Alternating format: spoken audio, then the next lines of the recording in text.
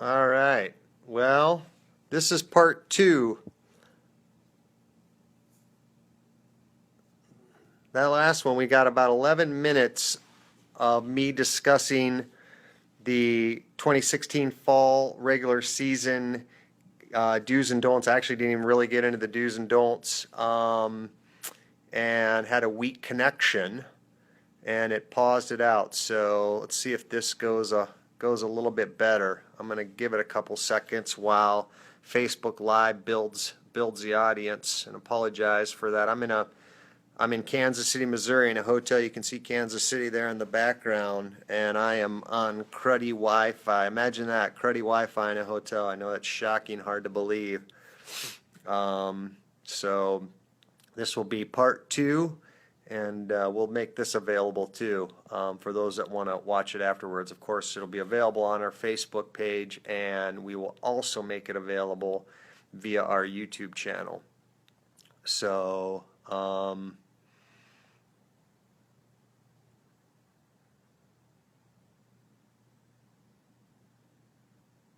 okay, people are jumping on. People are jumping on.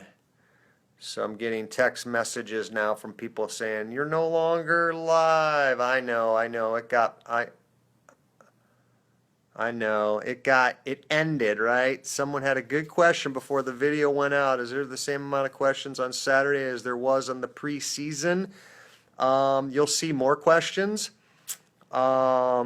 So sorry about that snafu there. I'm on cruddy Wi-Fi and my connection timed out. So sorry about that. I'm on a cellular connection now. So let's see here. So there will be. Let me back up here. What I was saying at the end of the first Facebook Live session before it timed out due to cruddy Wi-Fi was that you need to understand what competencies will be covered in what games. So the regular season game one coming up this Saturday will focus on the following competencies: open source intelligence gathering, looking for things, looking for values and challenges, flags for the challenge questions that you can find using open source tools, search engines, for example. Network traffic analysis, so be able to go through PCAP files and try to find, for example, the IP address of an attacker or other various bits of information from a trace file. Scanning and reconnaissance will be covered in game number one of the regular season. Password cracking and web application exploitation. Those are the 5 competencies that will be covered in regular season game one. In regular season game two, the competencies will focus on log file analysis, wireless access security, some more crypto stuff, and enumeration and exploitation. So let's see, we've got other questions. Will reverse engineering, Amanda asks, will reverse engineering be a category in postseason team? Probably not. Nope. And we're focused on the regular season right now, so I'm going to keep the questions and comments focused on the regular season, which is really designed for individuals to compete in their own. So let's continue with some of the other do's and don'ts of the regular season games. What else do I want to say? Make sure you get your credential issues solved before this Saturday, right? Make sure you can log into the stadium. Your username is your email you use to register with the NCL. So make sure that you get all of that figured out before 1 p.m. Eastern Time. We will have support available. There's a trouble ticket system available in the stadium, the Cyber Skyline platform that powers the NCL games. If you have issues with credentials, you can send emails to support@nationalcyberleague.org, and we'll do our best to get to those as quick as we can. But be sure to get all your credential issues ironed out before the game starts. I would encourage you all to work on the easy flags first, meaning, you based on the preseason, which had a limited number of the competencies, right? There are about 9 or 10 competencies total. You have a sense of kind of what your strengths and weaknesses are. And what I would encourage you to do is look at the areas you have strengths in and go in and solve the higher point challenges in those areas. So for example, in this Saturday's game, if you're really strong in network traffic analysis, right, then I would go into those kinds of challenges first and try to solve some of the higher point challenges first. Right, we have a range of challenges for each competency, meaning there's kind of an easy, medium, hard challenge, or an equivalent in the bracket system would be a bronze, silver, gold level challenge for each of the competencies in each of the regular season games. So that's a good strategy. In terms of other dues, time management's important. Right, you do get 8 hours, right, and so plenty of time. In past years, we've only made the games 4 hours, but time management is critical. Other dues: have your resource tools ready. So Mark K asks, will scanning be internalized in Cyber Skyline, or will we be able to use local tools? You'll be able to use local tools. In fact, I was going to say, as far as a due, have your resource tools ready. So, have a Linux virtual machine, have a Windows virtual machine, or have a Linux box, have a Windows box. You certainly are going to need Google. You certainly are going to need some sort of a tool that'll allow you to analyze packet captures or trace files. So Wireshark is a good one. But if there's some other, CloudShark is another one. It's a cloud-based implementation of Wireshark, right? These are tools you'll want to have ready at your disposal. Same with any password cracking tools, OffCrack, John the Ripper, things like that. Have those ready to go. Other dues: have the lab exercise PDFs and any other types of resources, books, for example. Have those all printed out and ready to go. So one thing you may want to do is go and do a crosswalk between the lab exercises in the gym that align with the challenges in this first game. So just to reiterate, right, game one competencies are going to focus on open source intelligence, traffic analysis, scanning and recon, password cracking, and web app exploitation. So make sure you've got those labs printed out and ready to go as kind of a quick reference. What else? Keep logs of the areas you're having problems with in the regular season games, so you can work on those areas for the next competition and just to continue to develop your knowledge and skills. Use all the time allocated if needed. Read the flag problems carefully. Other dues include: read the ethical behavior / rules before the event and follow them. So on the National Cyber League website, is across the top of the site is a link that says fall season, and you'll want to go through, you'll want to scroll down on that page, and you're going to want to make sure you check out the ethical, the code of conduct / ethical behavior / rules.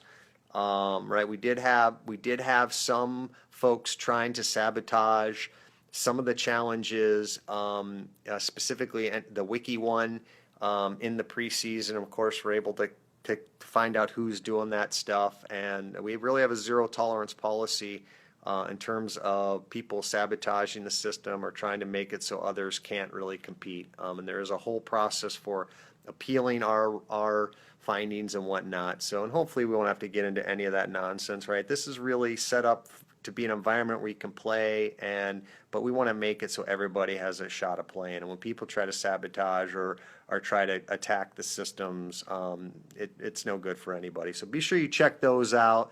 And also be sure to share the results of how you did in the regular season games with your faculty, with your coaches. Right? We are building a coach dashboard that will allow coaches or faculty the ability to see everybody that listed them as a coach, as well as then performance of their students in the games, as well as download a copy of the scouting report, which players will get. Players that competed in the preseason and the 2 regular season games will get. They'll get a copy of their individualized scouting report. And if you want to see what's in a scouting report, go to the National Cyber League website and check out the scouting report link at the top of the page. It's a really cool feature. It's unique. You really don't see that in any competition anywhere in the world. It's really used to help you get a sense of how you did across the preseason and 2 regular season games across all the competencies, right? Password cracking, crypto, wireless security, and whatnot. But also lets you see, right, how many flag attempts you made in each of the games for each of those competencies, how many you got correct, your accuracy percentage, the total number of flags that were available. Say, for example, how many open source intelligence flags were there? How many crypto flags were there?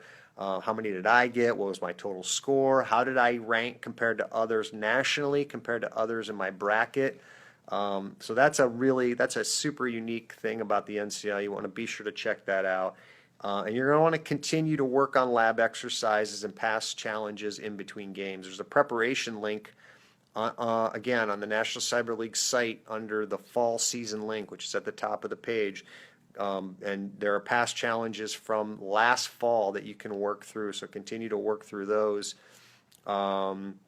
And I see Mark K saying, yeah, share with faculty. We need to keep things going at our schools. That's right. And we're working hard. We're working hard to build out and make this something that's useful to everybody. And we realize this year we've got 2,000, I think 760 players. They registered for the preseason and regular season. We had about, I don't know what, I can't remember what the final numbers. It was a very large percentage, almost 70% compete in the preseason. So really high numbers of participation. 3 years ago, we had about 900 or so participants, so we've tripled the number of participants. And I think the main reason that the NCL continues to grow is, one, right, we're baking the learning objectives into everything we do. We release challenge solutions, right? We've got exercises in the gym for people who are new. Right? But also we've worked really hard to get coaches to integrate it in the classroom. So we got 300 coaches this fall from about 300 schools. So those are some of the do's. Regina asks, is it true that bronze, silver, and gold have the same challenges or just scored differently? So it's true that everybody gets all of the challenges. Meaning if at the end of the preseason, if it was determined based on your total score that you're in the bronze bracket, and this Saturday and the game on the 19th of November, you'll get all the challenges.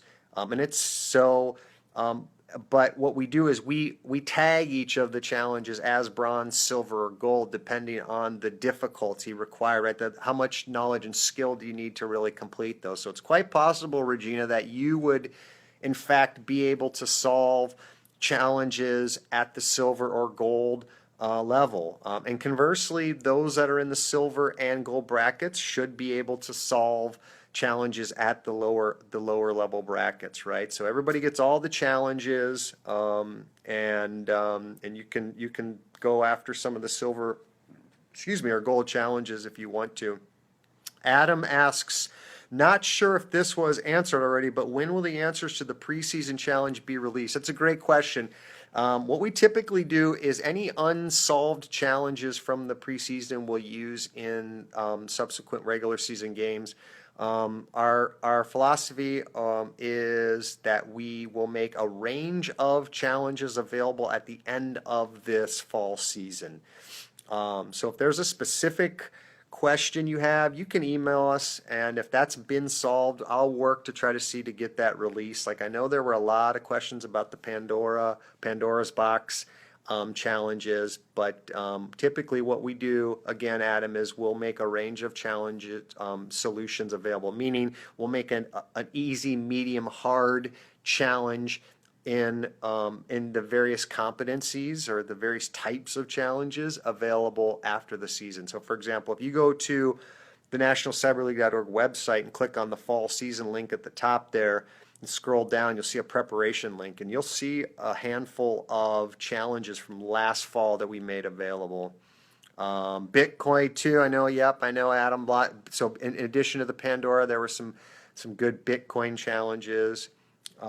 So keep the comments coming. I want to thank everybody for joining me here, and I'm in Kansas City, Missouri. Last night was at a conference all week. Let's see here. We've got don'ts. So I talked about some of the do's. Some of the don'ts are don't spend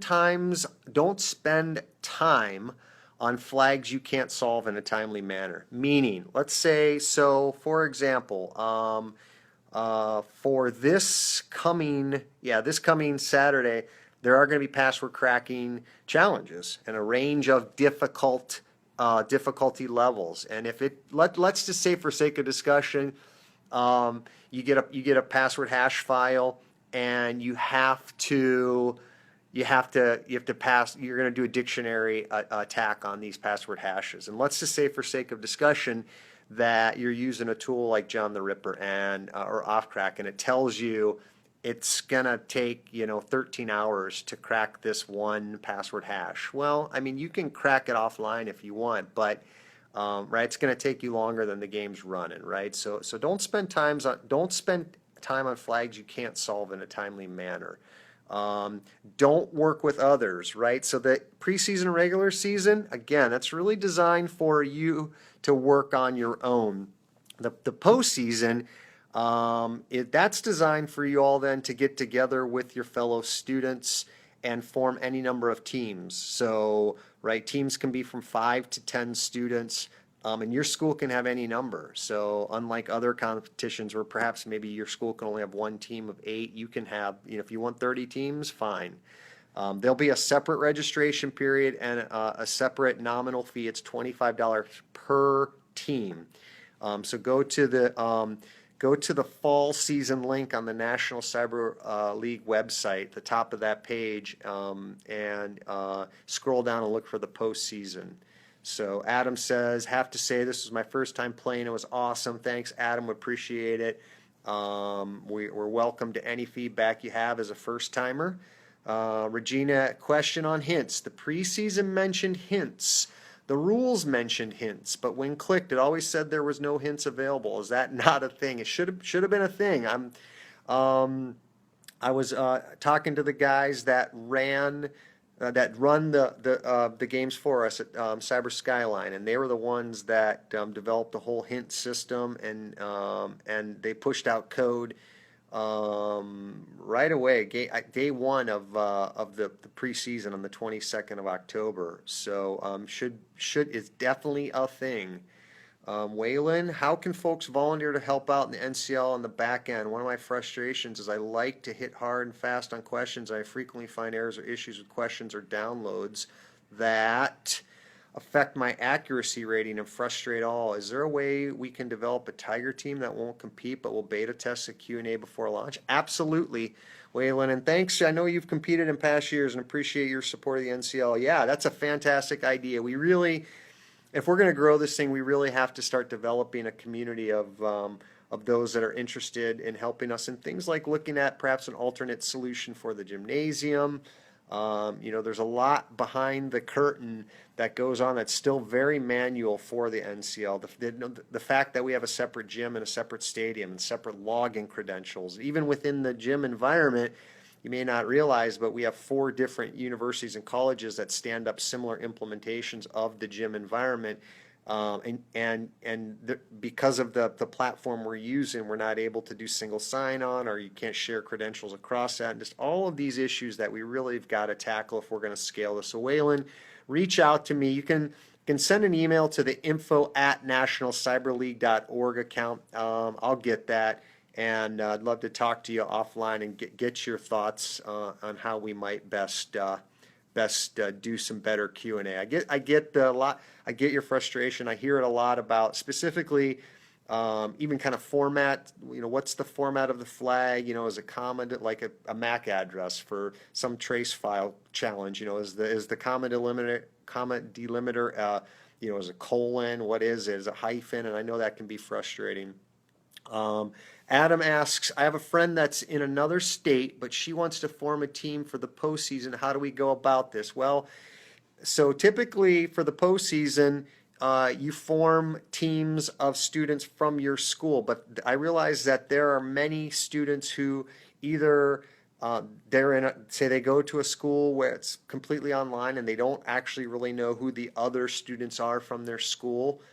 So one way to combat that is you can send an email to us at info@nationalcyberleague.org, and we can pair you up with others from your school. Or if you're the only one from your school, students from different teams can form a team together. They can't be eligible for prizes, but you can still compete and get all the benefits of competing in a team. So again, if you have more or specific questions or want to know how to form what we call ally teams, where you're right where it's like 5, 6, 7, 8 students all from different schools, send an email to info@nationalcyberleague.org. So Andreas asks, was my first time also? Would have been more helpful if the end time would have been 11:59 p.m. Would be less confusing. Yeah, we can do it. We can certainly make it 11:59. I don't know what's confusing between 12 p.m. and 12 a.m. I mean, it's either noon or it's the next day. So it was clearly communicated from the get-go, but that's certainly something we'll look at. Perhaps having it end at 11:59 p.m. The preseason now specifically I'm talking about to give students some extra time. So I hear you loud and clear, Andreas. Richard asks, my first time playing also, wish I had started earlier. I would also be interested in helping after I get out of school. I plan to volunteer with school team even after I graduate next year. Fantastic. Shoot us an email. Mentoring would be a great way to give back and help your team, right, just continue to build capacity from year to year. So that's really it for the do's and the don'ts. In terms of just moving forward, you're going to see communications coming from us about the postseason registration. Give me 1 second here. I'm going to flip over to my laptop real quick on my lap here. So in terms of registration for the postseason, which is the portion of the NCL fall season that's geared for teams, that's going to open the 11th of November, right? So that's going to be open from November 11th through the 18th. So it's a separate registration period, a separate fee. It's $25 per team. Again, your school can have any number of teams participate, between 5 and 10 students per team. We use an algorithm to figure out what bracket your team should be put in. So that's something to consider. Maybe you want to form teams of, people with all gold, all silver, all bronze. You can mix it up, right? But we'll use an algorithm to figure out based on the brackets of the players on your team what bracket to place you in for the postseason. There's one game only in the postseason. That is also a week long like the preseason. That's going to be November 28th through the 5th of December. So look for communications from us about postseason registration. In terms of what else do I want to say about the postseason? The players have, at a minimum, they have to have registered for the preseason or the regular season. Now, if they didn't compete, so be it. If they didn't compete in the preseason or regular season, so be it. But they at least have to have registered for the preseason or regular season because we use the NCL username that you were given for the gymnasium as a way to identify players in our system. So Regina says the hints weren't available. So Regina, send us an email, info@nationalcyberleague.org. We'll get it squared away. I'll talk with the guys from Cyber Skyline. We'll figure out what's going on. But hints are available, right? If you're stuck on a challenge and you want a hint, right, for a reduced amount of points, right, you can do that. So Regina, make sure you contact us.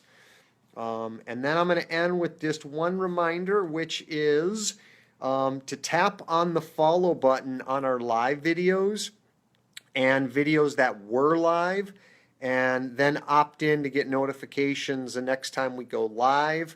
I appreciate everybody joining. We're going to make this recording, of course, available on our Facebook page, but also on our YouTube channel. So if there were fellow students or your coach couldn't make it for whatever reason, let them know that the recording will be available on the Facebook page and the NCL YouTube channel. And thanks for joining us. Signing out from Kansas City, Missouri, Casey O'Brien, NCL Commish.